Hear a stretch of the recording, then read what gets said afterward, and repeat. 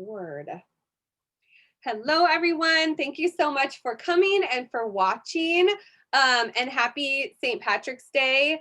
If you're watching this in the future, today is St. Patrick's Day. So happy St. Patrick's Day in the past. And next St. Patrick's Day, we'll take care of that one as well. So I'm here today for a quick tutorial. It's more of like a tour. And for the next few weeks, I'm going to be kind of focusing the EdTech Toolkit tutorials around hybrid, which is this big umbrella term. But from all of the feedback that I've gotten and kind of listening to teachers, it feels like hybrid is kind of what people want the most support with right now. So today, I'm focusing specifically on resources for what I call, there's lots of different names for it, and there's different versions of hybrid, but resources for what I would refer to as the concurrent model. So that's the model where you would have students in your room in front of you, physically there in person. Those are often called the roomers. And then you would also at the same time simultaneously be teaching students on Zoom, who are the Zoomers, which of all the hybrid models is just challenging in the obvious ways in that you've just got two things kind of going on at the same time. So today I'm going to share, I've been like diving deep into research on hybrid. There's so much information out there. So what I'm trying to do is sort through all the noise and kind of bring to the surface some of the things that I think are the best and the most helpful, so that we're not all simultaneously diving down the rabbit hole of Google. And hopefully I can help you find some resources that are really useful without spending a ton of time researching online. So a couple of things before we get started. My name is Kyra Durant. I am the coordinator of instructional technology here at CUHSD. I was a classroom teacher for 9 years at Del Mar. I just started this job in January, so I always appreciate feedback and your patience and your grace as I figure this all out. I can be reached at kdurant@cuhsd.org. Feel free to email me anytime with any questions or any requests. The next thing is just how to get the most out of this session. So what I recommend is having two tabs open. This either live Zoom, or I'm going to put the link to the slides in the chat as well. So either to have open this live Zoom or the recording, if you're watching after, in one tab, and then these slides in another tab. So you're going to be able to see the slides on my screen, but on my screen share, you can't click on the slides, and the slides have all of the resources in them. So you're going to want to have the slides open as well. There's the short link to the slides right here. This letter is a lowercase o in case that's confusing. And you do need to capitalize the first K and this first B right here. When you see this click here sticker on a slide, that means that there is a link to more information and a resource. And then all the links and resources are also on the last slide. So if you're like trying to skip through slides to find something, you can always go to the very last slide and find all of the resources right there. So we're going to jump right in with number one. So we have 5 plus, I have a bonus for you, of course. Can't have a list of 5 without a bonus. So the first resource are from this guy here. His name is Mike Flynn. He is a director of mathematics leadership at Mount Holyoke College. But what's more relevant to us is that he actually started the dynamic hybrid program or project at Mount Holyoke College. And so he has been teaching concurrently. I'm going to turn this heater off. He has been teaching concurrent classes, meaning students in the room and students on Zoom for years now. He's been teaching that way since before COVID. So he's sort of become all the rage these days because he has been doing this for such a long time, which is really unique because not many people before COVID would have ever wanted to have students in the room and students on Zoom. So I want to just start with a quote from him, and this is from one of his videos that I'll share. He says that hybrid, and this is an expert, is difficult, but it is also doable. And he goes on to say, take a deep breath and practice self-forgiveness with this model. So you'll notice in the first video that in the video that I'm going to share with you, he really just talks about how his journey starting concurrent and how challenging it was. And instead of necessarily focusing on the challenge, what he talks about is like how he just practiced forgiveness with himself and stopped trying to hold himself to a standard of perfection and just do what was simple and what was manageable for him. So I have found his resources and his philosophy like so calming in this like theme of March, which is just like the craziest month ever for the second year in a row. So I'm going to share two resources from him. He has a lot more things, but these are two that I think are particularly helpful. The first one is a video. It's about 45 minutes long. It's worth watching.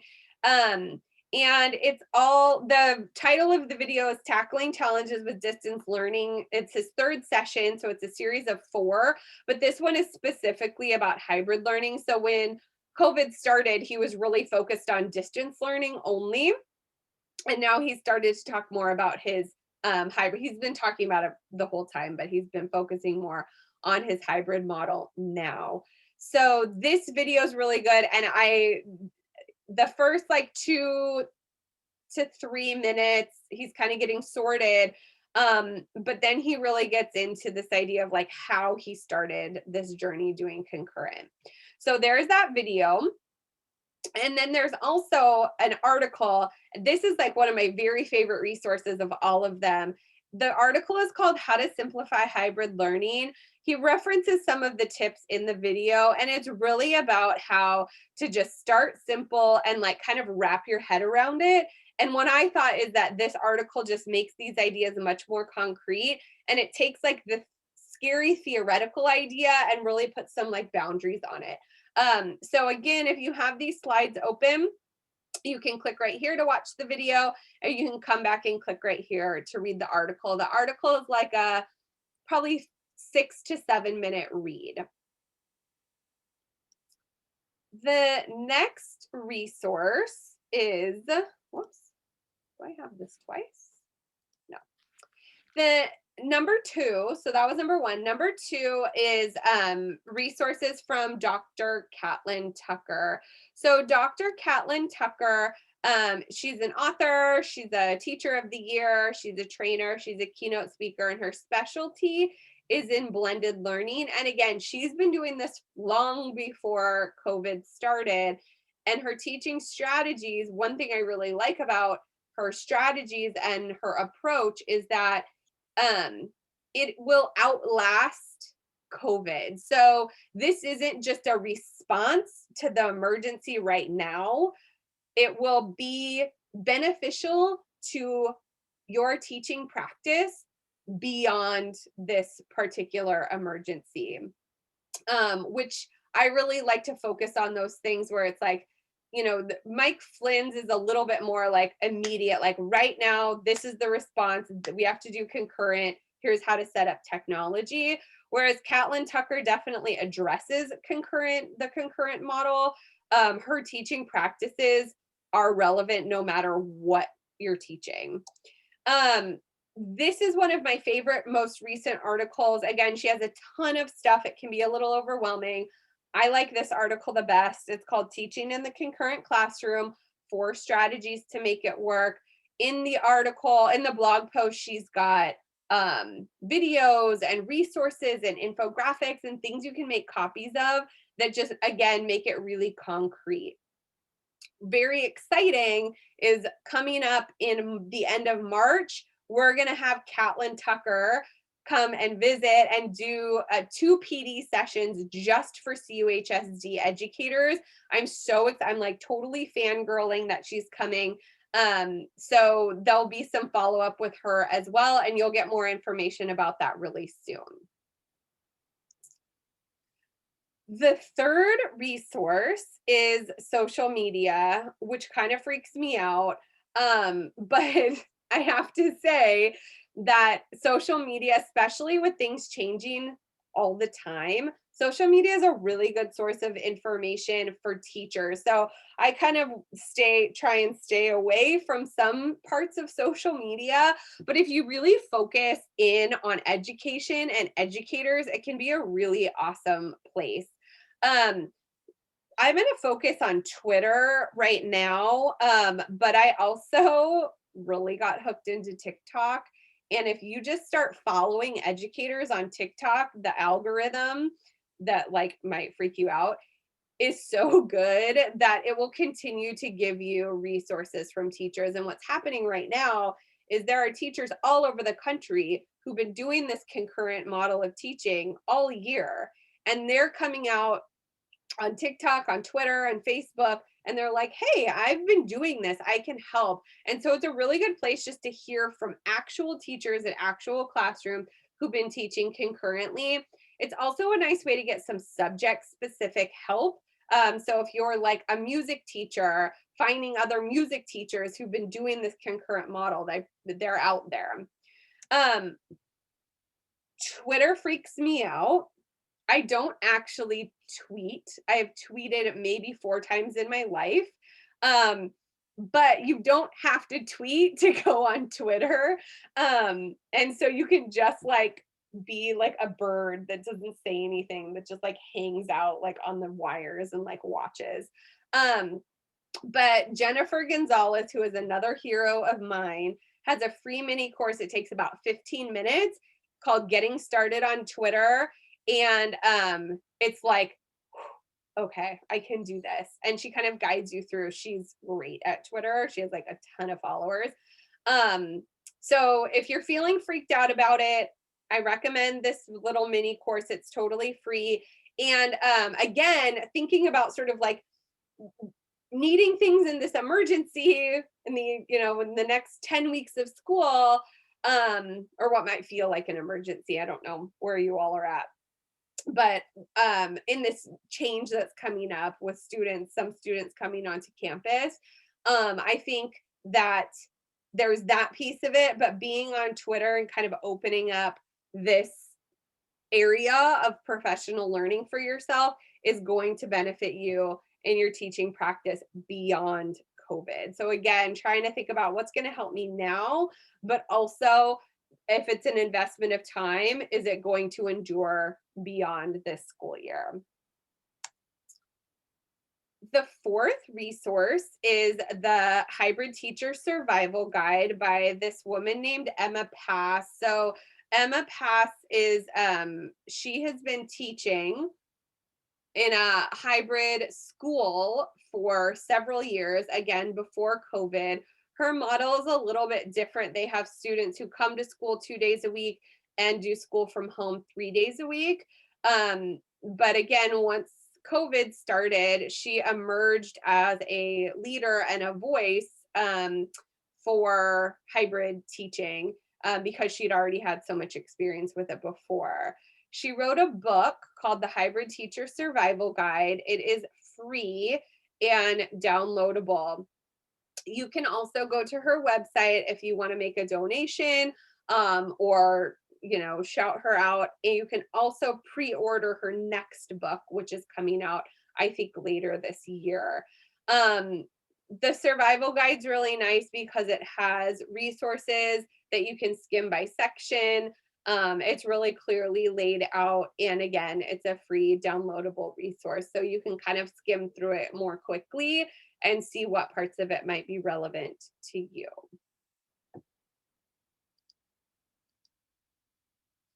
Resource number 5 was created by yours truly, Kyra Durant.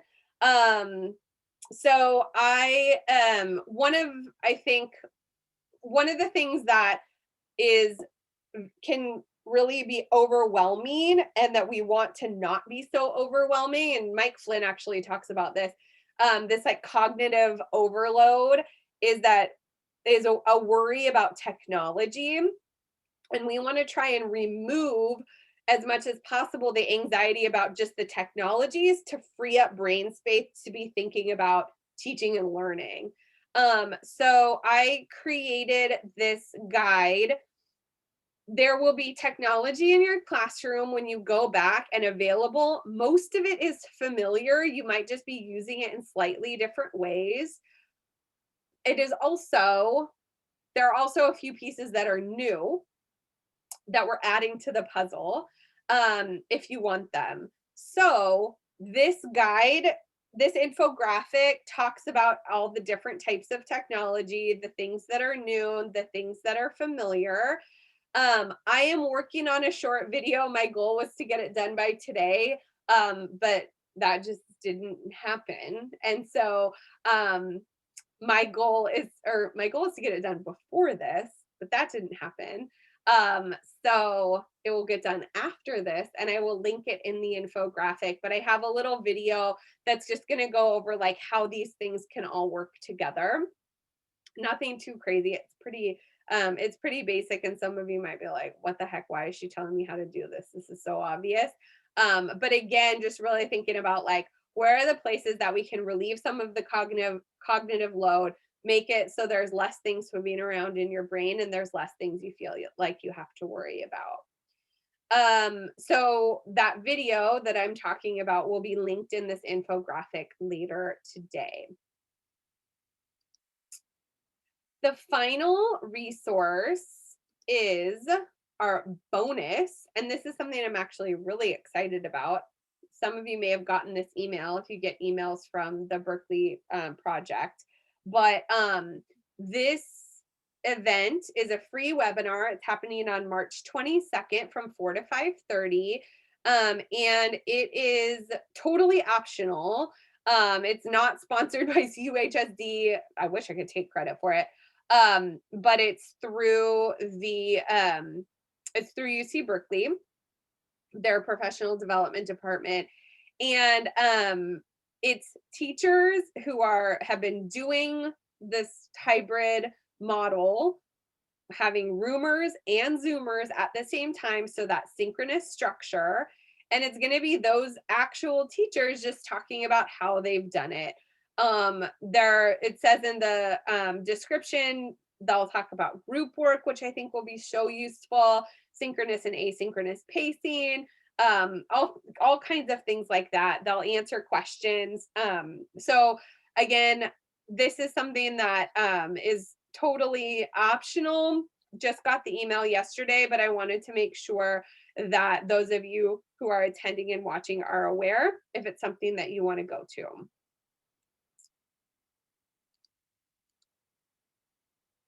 There are several places that you can find me. I'm on Canvas. I have a course called the EdTech Learn Fest. So again, kind of trying to meet teachers where you all are, which is on Canvas all the time, I'm sure. So if you're on these slides, you can click there to self-enroll in my course. That's where I keep all the videos and resources from these presentations. You can also go to Google Calendar, bit.ly/CUHSD Edvents. That is case sensitive as well, where you can find events. I feel like really embarrassed sharing this today, because I had an event on there that was supposed to happen today at 11, and then it got postponed or canceled at the last minute, and I just blew it in communicating that, and I feel really bad about it, and it gives me a stomach ache. But I promise that I'm going to do better moving forward, and that calendar will actually be reliable. And then every Wednesday I have drop-in office hours from 9 to 10. These EdTech toolkit tutorials between 1 and 2. I'm trying to keep them all to 30 minutes or less. So they're usually from 1 to 1:30. And you can find the links and everything to that on Canvas and on Google Calendar. There's a feedback form. It takes probably less than 60 seconds to fill out, depending on the answers that you provide.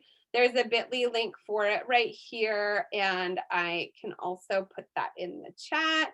So I'll give you a second to write that down or to go to that. You can also, if you have the slides open, click right here.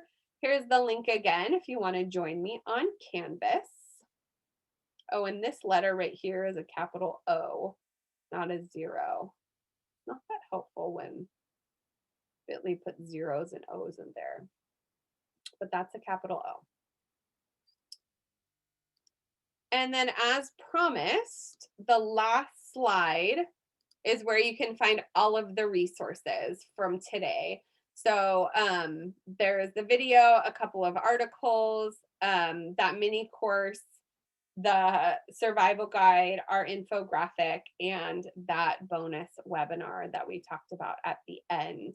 One of the reasons why I'm trying to keep these to 30 minutes, but I have the time blocked off as 1 to 2, is that my hope is we'll go over some things in the first half, and then you'll have some time afterwards to kind of explore the resources on your own, find what is most relevant to you, what works for you, and to be able to explore in more detail the resources that you have without going beyond that hour, because your time is very valuable, and I don't want to take too much of it. Thank you so much for coming, and thank you so much for watching, and thank you so much for your feedback. And I look forward to seeing you all next Wednesday at 1 p.m.